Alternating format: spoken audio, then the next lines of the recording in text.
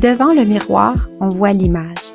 Derrière, il y a les doutes, les histoires, les vérités qu'on partage rarement. Ici, on brise le reflet pour parler de ce qu'il cache. Bienvenue dans Derrière le miroir. Bonjour, bienvenue à ce nouvel épisode du podcast Derrière le miroir. Dans cet épisode, on va parler de survivre au chaos, l'art de l'organisation pour les entrepreneurs débordés. Et avec moi, j'ai Roxane ici. Allô tout le monde! Donc moi, mon nom c'est Roxane. C'est moi qui enseigne chez les équipements Interbeauté depuis maintenant 5 ans, tout le volet médico-esthétique. Et en fait, aujourd'hui, je participe au podcast parce que moi aussi, en fait, je suis entrepreneur. Donc, je fais de l'esthétique aussi. Donc, je vais pouvoir donner mon opinion à travers le podcast.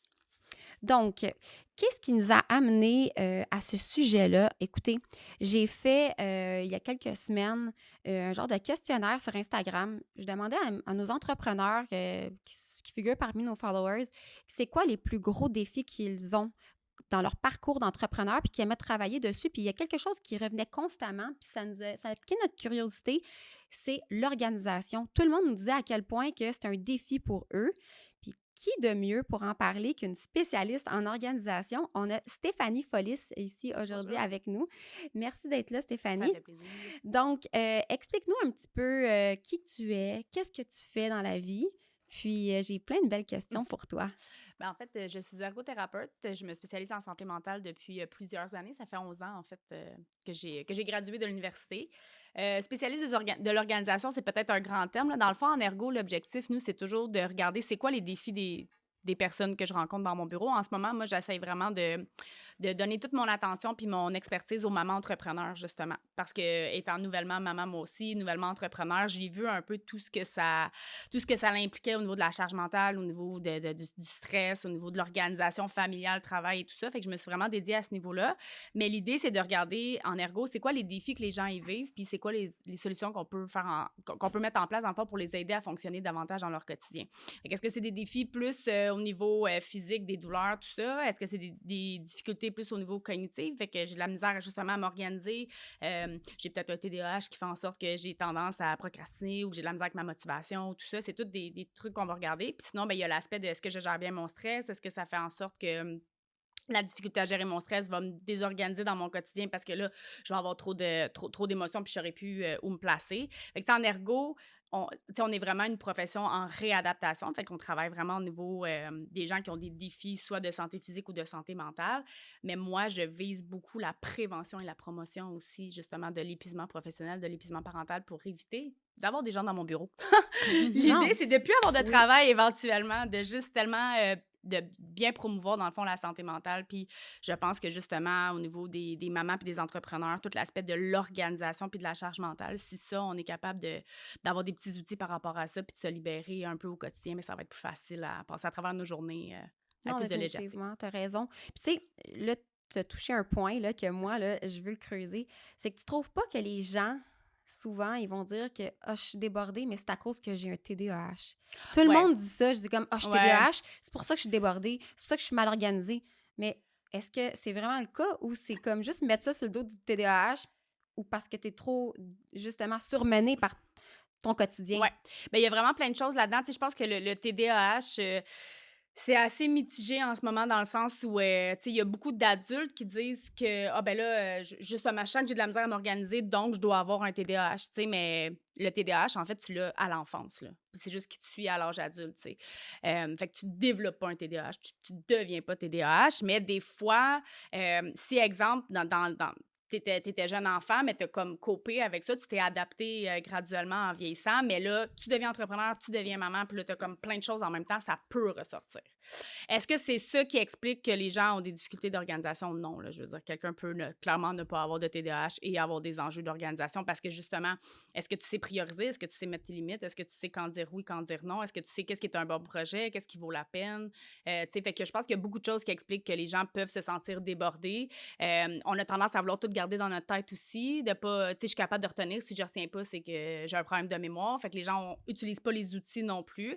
Fait que ça fait en sorte qu'en général, les problèmes d'organisation et tout ça, ça ne vient pas que du TDAH. Fait qu'en effet, je pense que c'est peut-être une excuse facile ou en tout cas un diagnostic qu'on s'auto-donne, qu'on s'auto-étiquette, là, mais Mais jusqu'à quel point, en fait, quelqu'un est mal au point puis qu'il vient te consulter, là? C'est quoi le cas type que tu vois souvent dans ta pratique?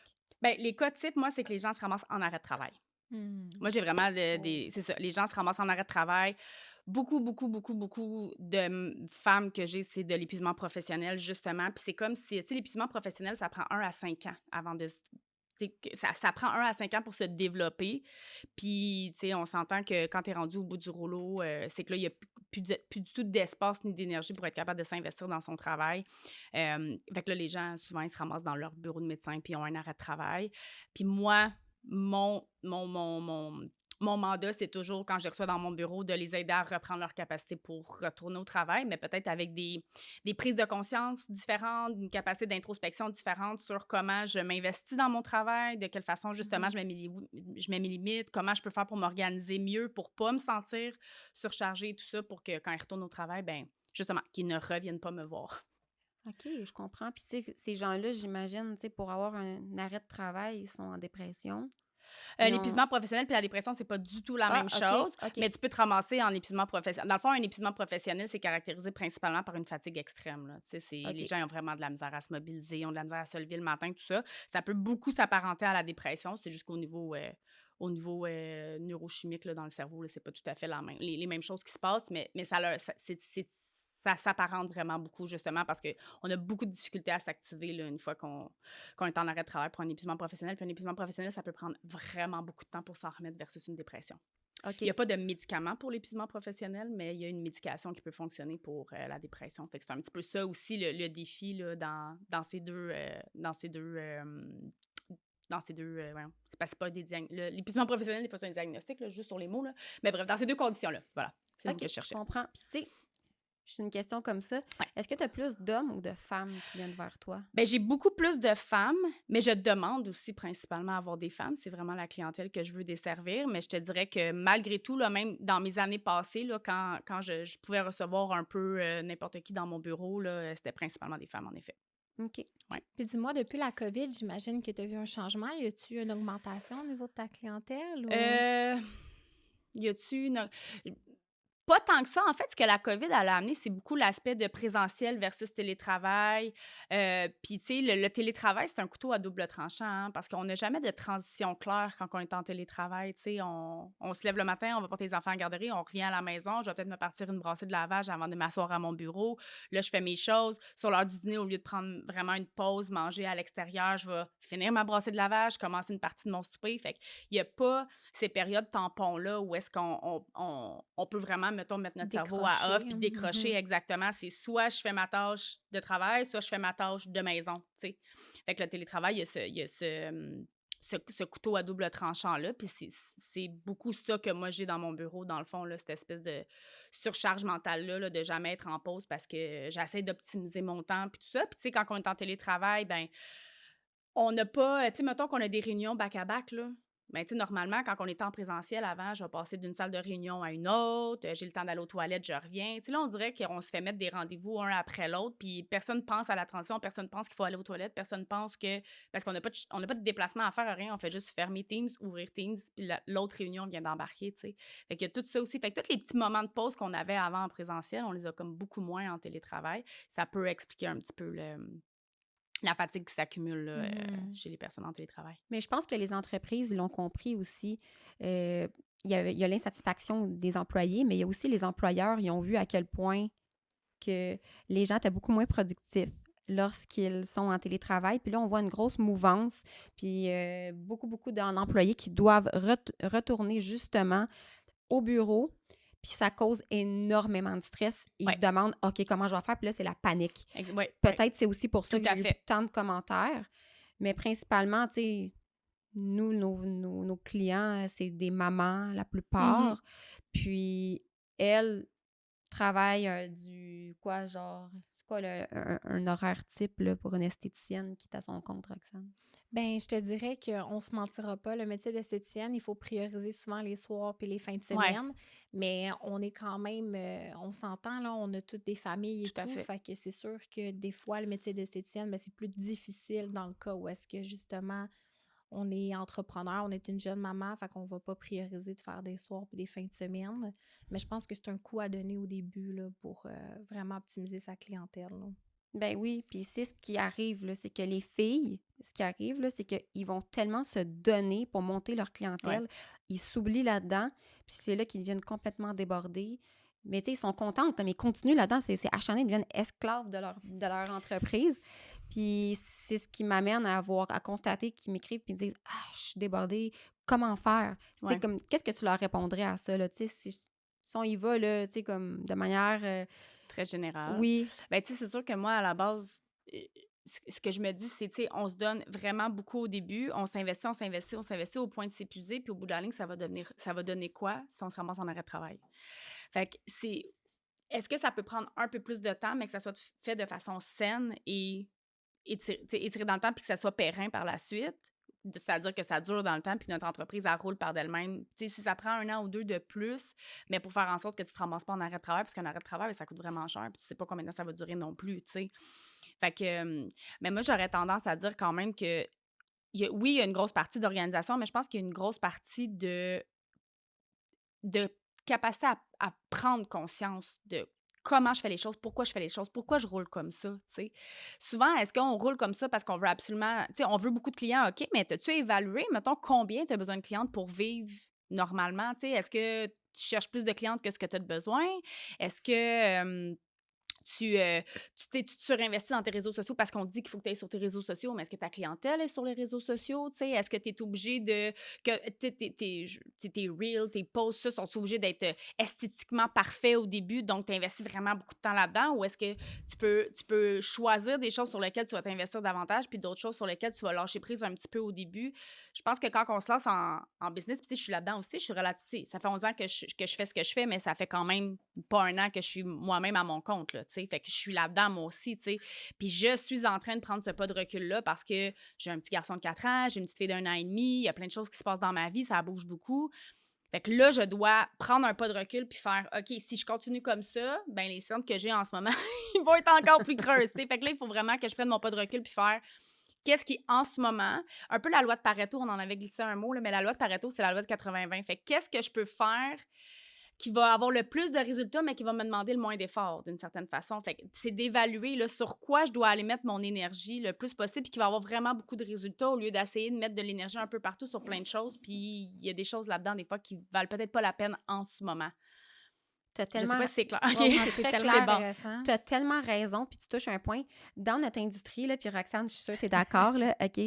Il faut constamment créer, il faut que ce soit esthétiquement beau. Ouais. Des fois, là, on passe, OK, puis c'est niaiseux comme ça, là, on passe, quoi, genre 1 heure à filmer quelque chose, un contenu éducatif ou un contenu quelconque. On n'a presque pas de vues, OK? Ouais. On fait une niaiserie, OK? Puis ça devient 10 000 ultra, vues. genre Exact. 10 000 vues, mais c'est quoi qu'on entend dans la boutique parler? C'est le petit contenu qu'on a fait qui n'a pas eu beaucoup de vues, mais ça l'a reaché plein de monde. Ça Fait que, aussi. mais tu sais, mon point, c'est que dans notre industrie, OK, oui, c'est vrai, les filles mettent beaucoup de temps sur les médias sociaux, puis c'est comme tellement important, là. C'est notre carte d'affaires, Bien, surtout dans certainement, ça, je le l'esthétique. comprends aussi, c'est ça. C'est ça, puis les filles, là, c'est là-dessus qu'ils mettent Ouais. toute leur énergie, puis tout leur temps, puis c'est là-dessus qu'ils se brûlent. Définitivement. Puis j'en suis la bonne exemple. Ah ouais, on veut en savoir plus? Oui, bien, c'est sûr que moi, j'investis vraiment beaucoup de temps sur mes réseaux sociaux, surtout récemment. Mais comme tu dis, j'essaie de mettre mes priorités à la bonne place. Comme exemple, je fais pas du contenu qui est esthétiquement parfait, mais je fais du contenu parce que j'ai remarqué que le contenu que je parle, que je m'expose, il est beaucoup plus populaire que le contenu qui me prend 1 heure, 2 heures à faire, puis que j'ai juste fait des petites captures. Tout à fait. Puis pourtant, c'est vraiment le contenu que je parle que, dans le fond, qui a le plus de views là, sur mes vidéos. Là. Mais tu sais, c'est toujours de se dire aussi, tu sais, dans votre industrie, c'est vrai que, tu sais, l'esthétisme est important, puis, tu sais, je veux dire, si c'est pas super cute, super beau, ben je veux dire, c'est votre marque de confiance, c'est votre crédibilité, fait qu'il faut passer par là, c'est normal. Mais après ça, c'est de se demander, toi, quand tu fais ton contenu, qu'est-ce qui ne pourrait être fait si toi, t'étais pas là? Versus, qu'est-ce qui pourrait être délégué? Tu sais, il y a c'est parce que c'est sûr que quand on est en démarrage, on peut pas non plus déléguer tout, là, on s'entend. Mais tu sais, comme tu dis, est-ce que toi, tu pourrais te filmer, faire ton contenu, puis déléguer peut-être le montage, puis déléguer les captures, le texte ou les captures d'écran. En tout cas, je connais même pas toutes, là, mais tu sais, juste les sous-titres là, et tout ça. Tu sais, y a-t-il des choses qu'on peut déléguer? Qu'est-ce qui... Puis c'est parce que ça fait partie de la matrice d'Eisenhower, puis je pense que c'est important de quand même vous en parler, mais la matrice d'Eisenhower, c'est pour savoir justement c'est quoi les tâches que je dois faire maintenant, c'est quoi les tâches que je dois planifier, qu'est-ce que je dois déléguer, puis qu'est-ce que je dois juste comme pour l'instant, c'est pas important, je mets ça de côté, tu sais. Puis cette matrice-là, c'est de savoir qu'est-ce qui est urgent, puis de savoir qu'est-ce qui est important, mais c'est-à-dire qu'est-ce que si c'est pas moi qui le fais, personne d'autre peut le faire. OK? C'est vrai, c'est un bon point. Fait que, tu sais, moi, je ne peux pas faire mes thérapies. Ça peut pas être quelqu'un d'autre. C'est moi. Mais ma facturation, ouvrir mes dossiers, prendre mes rendez-vous, tu sais, ça, c'est pas obligé d'être moi qui fais ça. Tu sais, moi, en ce moment, j'aime ça le faire parce que, tu sais, à travers mes échanges, je crée mon lien de confiance avec la cliente avant qu'elle vienne me voir dans le bureau et tout ça, mais reste que ça pourrait être une adjointe qui fasse ça. Fait que c'est de voir qu'est-ce que toi, dans ton milieu, tu ne peux pas te retirer, puis qu'est-ce que tu peux déléguer à quelqu'un d'autre. Je vais essayer de trouver un exemple, mais tu sais, je veux dire, toi, tu as ta cliente devant toi, tu n'as pas le choix de faire ton soin. Mais est-ce que toute la préparation d'amener ta cliente dans la salle, de l'installer, lui proposer un café, lui proposer, tu sais, n'importe quoi pour qu'elle se sente bien, puis tout ça, est-ce que c'est obligé d'être toi ou ça pourrait être ton adjointe en avant qui prenne ce relais-là pour, puis toi, pendant ce temps-là, tu es en train de préparer ta salle pour autre chose, puis encore là, ta salle, y a-t-il quelqu'un d'autre qui peut la préparer? Fait que, tu sais, c'est vraiment d'essayer de voir, parce qu'on a souvent tendance à vouloir tout prendre sur nos épaules parce qu'on pense que si c'est pas fait par nous, Tellement. ça sera pas correct ou ça sera pas bien vu ou tu sais, je pense parce que cette matrice là j'aime ça l'utiliser dans la vie personnelle aussi, c'est vraiment une matrice qui est utilisée pour le domaine plus de travail, mais moi j'essaie de le transposer dans le personnel. Tu sais, la maman là, prendre le rendez-vous pour son enfant là, de son rendez-vous chez le dentiste, c'est-tu elle obligatoirement qu'il faut qu'il le prenne? Ça pourrait être papa, ça pourrait être même mamie là, qui appelle, là, tu sais, «Regarde mamie, je te donne 2-3 dispos, là, peux-tu appeler le dentiste et essayer de mettre ça dans mon horaire?» C'est pas obligé d'être nous qui prenons le rendez-vous, mais aller chez le dentiste, peut-être que là, rendu là, l'aspect de me déplacer puis d'aller chez le dentiste avec mon enfant, ça, j'ai besoin d'être là, mais prendre le rendez-vous, est-ce que c'est obligé d'être moi? Est-ce que c'est obligé d'être moi qui, à tous les soirs, lit le livre de mon enfant? C'est-tu obligé d'être moi? Ça fait-tu ou il y a peut-être un soir qui pourrait lire toute seule son livre? Tu sais, je veux dire, souvent, on s'attribue beaucoup d'importance. C'est comme, c'est parce que c'est pas moi qui le fais, tu sais, qui va le faire. On joue à Superwoman tout Ouais. le temps. Oui, donc c'est beaucoup. savoir demander de l'aide, dans le fond. Exactement. Mais c'est de savoir mettre le doigt sur, justement, qu'est-ce qui est essentiel que je sois là et qu'est-ce qui ne l'est pas. Une fois que ça c'est fait, après ça, c'est facile de savoir comment je délègue. Puis après ça, moi, j'aime ça parler de délégation créative. Tu sais, je dis souvent, parce que, tu sais, déléguer, on pense souvent que c'est de demander à quelqu'un d'autre. Tu sais, de déléguer la tâche à quelqu'un d'autre. Mais tu sais, moi, je dis souvent de la délégation créative, ça peut être d'acheter un robot qui passe l'aspirateur, là. Puis ça fait la base, là. Tu sais, peut-être une fois, après ça, par mois, tu peux faire tes coins, puis tout ça, mais tu sais, moi, c'est quelque chose que je fais depuis un petit bout, mais juste, tu sais, faire mon épicerie en ligne puis aller la chercher, là. Il y a quelqu'un d'autre qui va la faire pour moi, mon épicerie, qui va se promener dans les allées, mais cette personne-là, elle dépensera pas mon budget, elle prendra pas un petit sac de chips on the go parce que là, j'ai faim entre deux rendez-vous, tout ça, c'est juste, c'est fait. Fait que moi, j'ai juste à faire mon épicerie en ligne pendant que les enfants s'amusent, pendant qu'ils sont dans le bain. Ah oui, c'est ça, faut pas que j'oublie, là, je le rentre dans mon application, je continue ma journée, ma soirée. Ah oui, c'est vrai, fallait pas que j'oublie ça dans l'épicerie, je vais le rajouter. Puis quand je suis prête, je fais Enter, puis il y a quelqu'un qui s'en va le faire pour moi. Fait que je sauve 1 heure et quart facile. Puis j'ai pas non plus à me casser le basic de OK, là, je vais aller faire l'épicerie, je vais aller chercher les enfants en garderie, je vais les mettre dans le panier. Les 2 enfants vont s'ostiner pendant qu'ils vont être dans le panier pendant que je vais faire l'épicerie? Ça va-tu prendre 45 minutes comme quand moi je le fais d'habitude ou ça va me prendre 1 heure et demie parce que là, mon gars va vouloir courir dans les allées, je vais courir après lui, ma fille va pleurer parce qu'à la fin, ça, j'ai même pas besoin d'y penser. Ça, c'est de la charge mentale, là. Effectivement. C'est je fais livrer mon épicerie ou je vais la chercher quand elle est déjà toute faite. Fait que c'est de la délégation créative, c'est ça aussi. C'est comme qu'est-ce qui est pas essentiel que je fasse, puis après ça, ce qui reste à déléguer, comment je peux le déléguer, ça peut être fait de plein de façons. Fait que rendu là, c'est de la planification, dans le fond. Aussi. Mhm. Mais c'est de prendre le temps de s'asseoir puis de le faire. Tu sais, souvent, la planification, les gens, ils pensent que c'est une perte de temps. J'ai pas le temps de planifier, là, comme faut que je sois dans l'action. Mais prendre le temps de planifier, souvent, ça fait sauver bien du temps après, tu sais. Ça fait sauver bien du on the fly, je le fais, puis j'aurais dû faire ça de telle affaire, finalement, j'aurais dû faire ça de telle façon. C'est juste, je m'assois, je le fais, puis après ça, je sais où je m'en vais. Puis ça, c'est une façon aussi d'enlever la fameuse charge mentale, là, de tout organiser dans notre tête. On l'écrit. Puis une fois que c'est écrit, le cerveau, il est comme, ah, c'est pris en charge. J'ai pas besoin de le ramener à ta tête parce que je sais que c'est écrit. Fait que là, c'est comme, le cerveau, il peut se mettre un peu plus à off dans ce temps-là. Mais si on veut tout garder en tête, puis tout planifier dans notre tête, puis jamais rien déposer sur papier, sur application, whatever, le cerveau, il te le ramène constamment. Hey, oublie pas, hey, oublie pas. Ah oui, telle affaire, ah oui, telle affaire. Fait que c'est extrêmement... Ouais, puis ça l'apporte énormément de stress. Ouais. Tu vois, depuis environ 3-4 ans, le dimanche après-midi, enfin, juste avant le souper, là, c'est le moment où est-ce que je planifie toute ma semaine. Exact. Je sors mon agenda, puis l'erreur qu'on fait souvent, là, c'est qu'on... Je sais pas si vous faites ça aussi des fois, puis je sais qu'il faut pas le faire, mais je me mets un paquet de choses à faire le lundi. Puis tout le restant de la semaine, c'est comme vacant. Puis là, j'ai changé ça. Ouais. Je me suis dit, je vais diluer mes affaires parce que oui, j'ai l'énergie le lundi, j'ai hâte de revenir au travail, puis je vais être productive. Mhm. Mais je me rends compte que je deviens épuisée. Puis stressé. Oui, parce Puis- que je mets tout le même jour, tu sais. Ouais. Puis il y a 2 choses là-dedans, tu sais, le cerveau n'aime pas le vide. Fait que même si tu mets tout le lundi en te disant « je vais avoir le reste de la semaine tranquille », ton cerveau, il aimera pas ça. Fait qu'il va aller te le combler de plein d'affaires. Il va trouver une façon de remplir ton horaire. Fait que, Mhm. rendu là, toi, prends le contrôle de ton cerveau puis gère-les à sa place.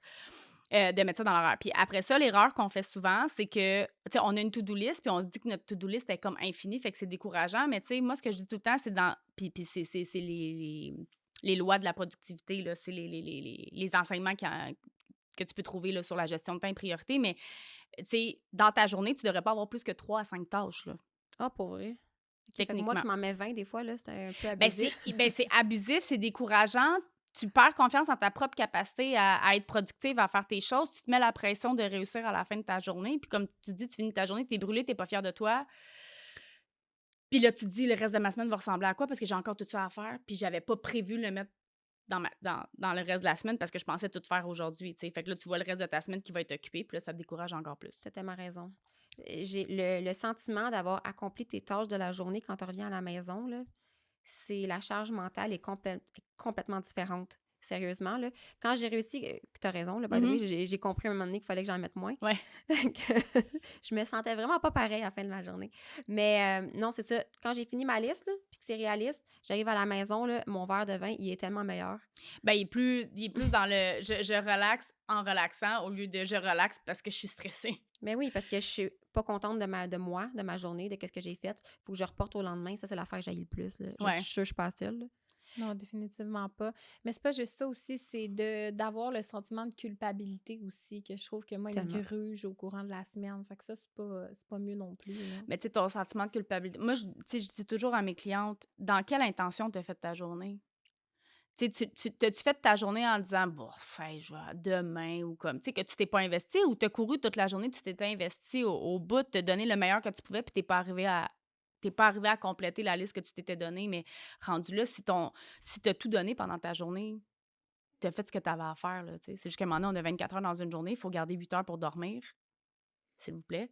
Gardez peut-être 2 heures pour manger par-ci par-là, s'il vous plaît. Puis après ça, ben, tu sais, on a le reste de notre vie, là, on a les enfants, on a la famille, on a...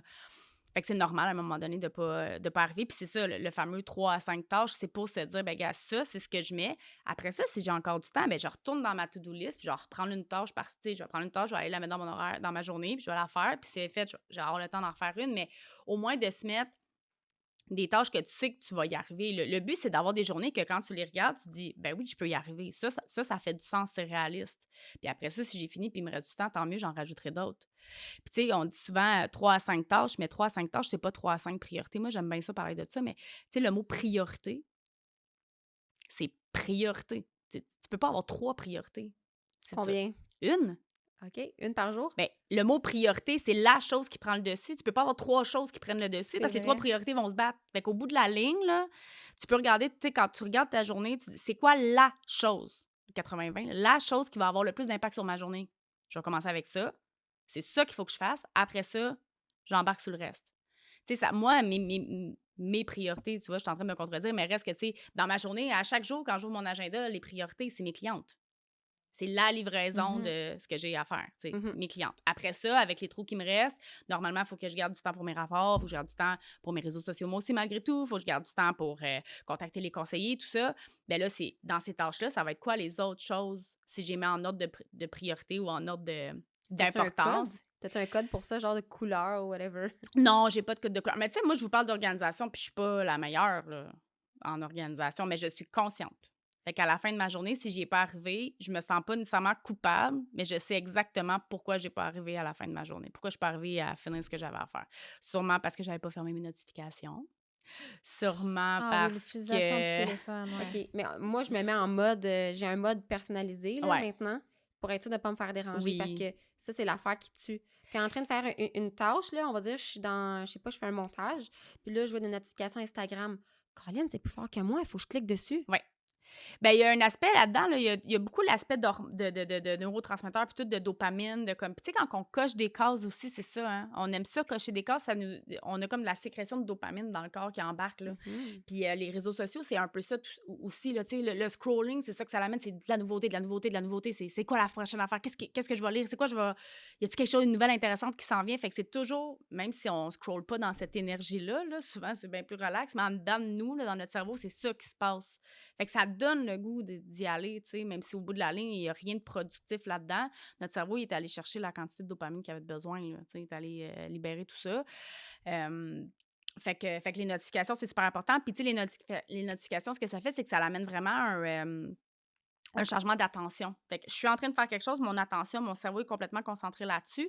Si je tombe sur mes notifications, quand bien même que je fais juste aller voir les notifications avec mes yeux puis que je reviens sur mon travail, que j'ai pas complètement lâché mon travail, mon cerveau, il a dû faire un shift. On ne peut pas faire deux choses en même temps. Ça n'existe pas, littéralement. C'est que notre cerveau fait constamment des switches de focus. Fait que toute la journée, si je travaille, je défocus sur mes notifications, je reviens, mon cerveau est constamment en train d'alterner. Puis ça prend énormément de temps. Ça paraît pas, mais ça prend beaucoup de temps pour le cerveau à revenir sur la tâche initiale qu'il faisait. Mhm. Fait que ça, c'est vraiment un grugeur d'énergie. Le fameux multitâche, on peut faire plusieurs tâches en même temps, mais c'est que notre cerveau, lui, il alterne. Il fait pas deux choses en même temps. Le cerveau, ce qu'il est capable de faire, c'est une tâche de cerveau avec une tâche de corps, si on va dire. Fait que, tu sais, je peux marcher en parlant au téléphone. Tu sais, parler au téléphone, c'est un peu plus cognitif. Marcher, c'est un peu plus physique. Mais je pourrais pas, exemple, parler au téléphone puis écrire un courriel de deux sujets différents. Parce que là, ça demande deux choses à mon cerveau différentes. Mais je pourrais parler au téléphone puis écrire ce que la personne me dit. Ça, je peux parce que c'est le moteur puis le cognitif. Je sais pas si c'est clair Oui, aussi comment Oui, oui, je... oui, c'est OK. clair. on comprend. Fait que c'est ça. Fait que le multitâche, c'est pas vrai. Puis souvent, on axe notre productivité sur le multitasking. Tu sais, on pense que parce qu'on fait du multitâche, on est super productif, mais on perd énormément d'énergie. Puis ça demande beaucoup de temps à notre cerveau à revenir à la tâche. Fait qu'au bout de la ligne, une tâche qui pourrait avoir pris une demi-heure peut nous en prendre 45 minutes, mais on pense qu'on a été productif parce qu'on a fait autre chose en même temps. Mais tout est comme en surface, puis il n'y a rien qui est vraiment intégré non plus, là. Mais tu vois, ça, c'est quelque chose aussi que j'ai beaucoup véhiculé auprès des employés ici chez Interbeauté. C'est que combien de fois j'ai vu des erreurs, justement, parce qu'ils font deux choses en même temps. Fait que là, à un moment donné, on avait mis la nouvelle règle. Tu commences une tâche, tu la termines Tout à fait. avant de passer à autre chose. Parce que qu'est-ce qui arrivait, là? Je me prenais dans l'entrepôt, je trouvais des listes avec des crayons abandonnés depuis, genre, avec la poussière dessus. Je suis comme, bon, il y a une tâche qui s'est jamais Qui n'a pas accomplie été ici. terminé, ça, c'est sûr. On est vraiment là, l'exemple parfait. Fait que oui, tu sais, avec l'expérience, ça fait quand même 18 ans là, Mhm. que j'ai les équipements Interbeauté. Fait que tu sais, c'est sûr que j'en ai vu toutes sortes d'erreurs, là. Fait que tu sais, tout ce que tu racontes, là, je vois exactement, là. Tu sais, Ben, c'est où le pattern de ben tout oui. ça. Mais c'est ça. Fait que c'est juste de prendre encore une fois un peu de... Puis ça demande beaucoup de volonté. C'est plate à dire, là, mais tu sais, si tu veux être efficace, puis si tu veux être productif, puis si tu veux essayer de terminer tes journées avec un peu plus d'énergie, ben ça va avec de la volonté. Fait que ça va avec le fait que je, volontairement, ferme mes notifications. Moi, mon ordinateur, là, j'ai genre 45 onglets d'ouverts, là. Si je voulais bien faire les choses, là, je fermerais tous les onglets. Parce que, tu sais, le petit point rouge qui apparaît sur tes courriels, là, tu sais, quand bien même que ça n'a pas popé en bas, là, c'est à un moment donné, mon œil se promène puis voit le petit point rouge qui est arrivé sur ses courriels. Je suis comme, ah, c'est quoi? C'est une nouvelle demande? C'est un conseiller qui veut un rendez-vous téléphonique? C'est-tu. Fait que, tu sais, si je fermais tout ça, Puis c'est de la pollution visuelle, hein. Le Mais oui, cerveau parce que va ça être... n'arrête jamais. Tu as tout le temps Exactement. des nouvelles notifications qui arrivent. Fait que dans le fond, ton cerveau, il est toujours en train de travailler. Tu es tout le temps en charge de travail. Fait que c'est sûr que ça l'amène l'épuisement à un moment donné, là. Exact. Puis, tu sais, en étant sur les réseaux sociaux, beaucoup maintenant, là, tu sais, tout entrepreneur là, sur les réseaux sociaux, là, ben ça a comme pas de fin, hein, c'est 24 heures sur 24, là. Puis, tu sais, moi, je le sais qu'au début, là, quand je commençais, là, le soir, c'est là que je faisais mes publications, puis c'est là que j'essayais d'aller, tu sais, discuter sur des groupes Facebook et tout ça, tu sais, mais mon gars, il était toujours là, qu'est-ce que tu fais, maman? Ah, ben maman travaille. Ouais, mais il est rendu 7 heures. Maman devrait juste fermer son téléphone, puis ça sera demain dans mon 8 à 5. Tu sais, pour moi, c'est important, à partir de 5 heures, d'être avec mes enfants. Fait que là, je dépassais les limites que je m'étais moi-même fixées, ou je dépassais qu'est-ce que moi, j'avais envie de vivre comme maman entrepreneur, tu sais, parce que mon but, c'était à partir de 5 heures, justement, il n'y avait plus rien à faire. Je fermais mes affaires, puis j'étais avec les enfants, mais je me suis comme ramassée dans mon propre jeu à mon téléphone, qui est ma vie personnelle, se ramasse avec ma vie professionnelle. C'est juste que c'est deux comptes différents, mais c'est dans le même appareil. Puis, tu sais, mon téléphone, je l'utilise régulièrement, mettons, avec les enfants, les photos, puis tout ça. Ben là, oups, quelque chose de professionnel pouvait popper. Fait que c'est ça le danger aussi, des fois, je pense, avec nos réseaux sociaux, c'est que ça nous suit partout, partout, partout, là, même quand on est en congé. Non, c'est vrai. Mais est-ce qu'à ce moment-là, ça serait une stratégie d'avoir un téléphone pour le travail et un téléphone pour le personnel? Si dans ton téléphone personnel, tu mets pas ton compte professionnel. Ce Tu qui sais, est parce que rare. Facebook, tu sais, je veux dire, Je sais. Facebook, Insta, tout ça, ça reste... Non, mais j'essaie de trouver des comme solutions rapides parce Mhm. que, tu sais, il faut être accessible 24 heures sur 24. On n'a Aussi. pas le choix parce que sinon, on se le fait dire. Mais ça, tu sais, peut-être que quelque chose qui serait intéressant, c'est de voir, y a-tu des périodes qui sont plus achalandées pour votre clientèle en soirée? Tu sais, est-ce Mhm. que à partir de 9 heures le soir, c'est là qu'ils vous contactent? Est-ce que c'est vraiment dans votre rush de souper? C'est-tu toujours autour de 7 heures, 7 heures et demie? Tu sais, si c'est le cas, ben essayez de voir justement la période où j'ai le plus de contacts d'habitude. Est-ce que je peux essayer d'orienter un peu ma routine, moi, personnelle, à travers ça? Est-ce que si entre 7 heures, 7 heures et demie, je sais que j'ai beaucoup d'habitudes de gens qui me contactent et tout ça, est-ce que je peux déléguer cette demi-heure-là à quelqu'un, que ce soit papa, une autre maman, un membre de la famille, une gardienne, tout ça, pour que moi, pendant ce temps-là, je sois un peu plus accessible? Est-ce que pendant ce temps-là, cette demi-heure-là, les enfants sont dans une tâche où ils sont un petit peu plus autonomes? C'est de voir, mais est-ce que toi, tu peux te libérer un peu cet espace-là? Mais c'est de mettre ta limite de entre telle heure et telle heure, oui, j'accepte d'être disponible, puis entre telle heure et telle heure, je ne suis pas disponible. Je veux être avec mes enfants, je les couche ou bon.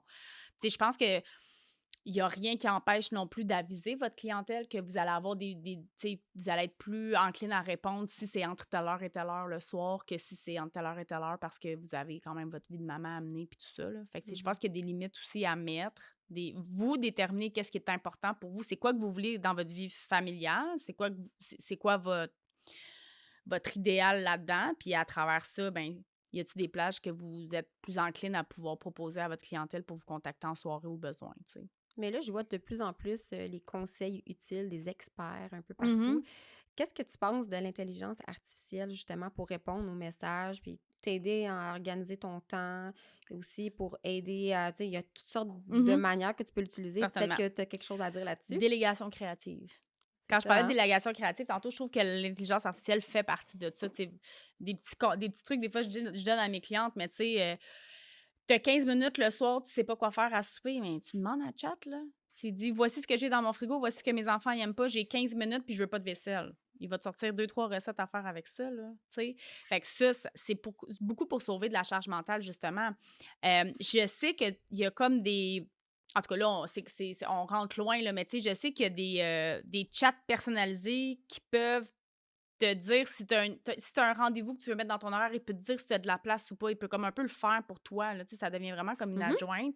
Fait que ça peut être super intéressant. Au lieu de dire, attends, je vais regarder dans mon agenda, puis je peux-tu ou je peux pas, tu peux dire à ChatGPT, voici, ça, c'est mes contre-indications. Je veux pas de cliente entre telle heure et telle heure. Je suis avec ma famille. Fait que ça, c'est fermé comme plage horaire, nanana. Après ça, lui, il peut aller te placer les choses. Là, c'est vraiment plus avancé dans l'IA, mais ça se fait, là. Tu sais, ça se peut, là.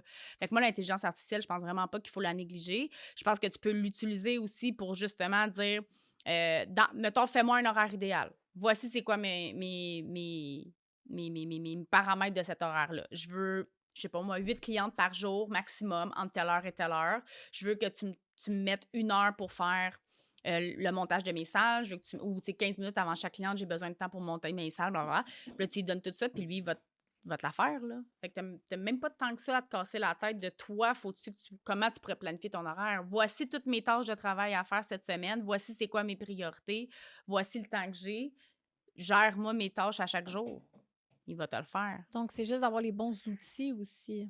De ne pas avoir peur aussi de l'intelligence artificielle. T'sais, moi, ça a été long avant que j'embarque là-dedans. Puis au bout de la ligne, tu te connectes, puis tu y poses une question, puis voilà, c'est commencé. Il n'y a pas de paramètres à mettre. Tu fais juste jaser. Fait que c'est vraiment plus simple qu'on pense. Je sais que c'est mitigé encore, là, ChatGPT. Puis je pense qu'avant de commencer à l'utiliser, ça vaut la peine de s'informer de ce que c'est, en fait, l'intelligence artificielle.